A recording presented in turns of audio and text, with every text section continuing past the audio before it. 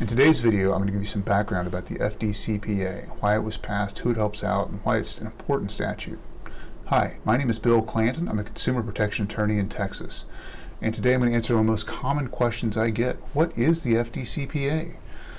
We've represented hundreds of consumers who've been harassed by debt collectors, and we've helped them out mostly by using the FDCPA. The FDCPA is a federal statute that was enacted in 1978, March 20th, 1978, in fact.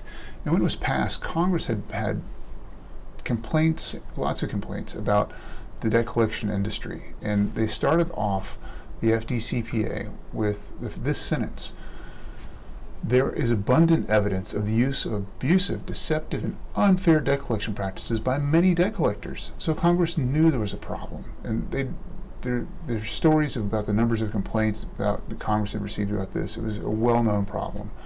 And they knew the impact of the problem that these debt collectors were causing. They said in the second sentence of the FDCPA, abusive debt collection practices contribute to the number of personal bankruptcies, to marital instability, to the loss of jobs, and to invasions of individual privacy. Wow, Congress knew what was going on a long time ago, and that's what they intended to help out with this statute. They wanted to promote ethical business practices by debt collectors. So the effect of the FDCPA has been greater than just the law. Several states, following the enactment of the FDCPA, enacted their own version of the FDCPA. Most states now have a state equivalent version of the FDCPA. So who do these laws apply to? They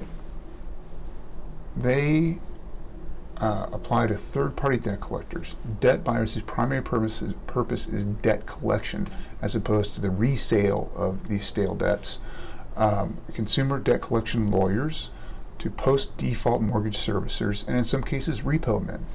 In general, but not always, original creditors are excluded from the Fair Debt Collection Practices Act.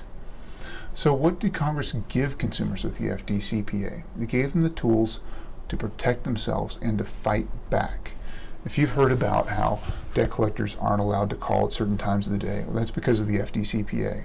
The FDCPA also gives consumers the ability to request a debt collector stop communicating with them. It outlaws harassment and abuse by debt collectors. It outlaws false and misleading representations by debt collectors.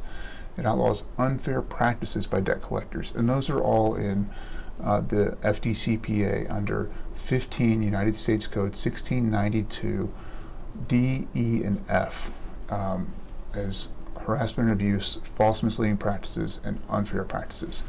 In 1692 G, it requires a debt collector to, within 5 days of the initial communication with the consumer, to give the name of the current creditor, the amount of the debt, and certain disclosures that are required in there. And the failure to provide those disclosures or to violate any other provision of the FDCPA is a violation of the FDCPA.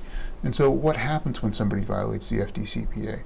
Well, Congress gave consumers, they gave us the right to sue a debt collector who violates the FDCPA. And they also gave statutory damages up to $1,000 per lawsuit, not per violation, but per lawsuit under the FDCPA.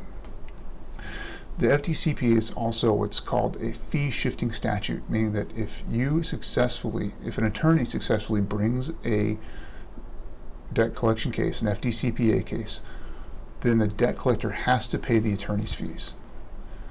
That alone has helped regulate the debt collection industry. The fact that a debt collector will have to pay a consumer's attorney's fees has been a huge disincentive for debt collectors to violate the FDCPA.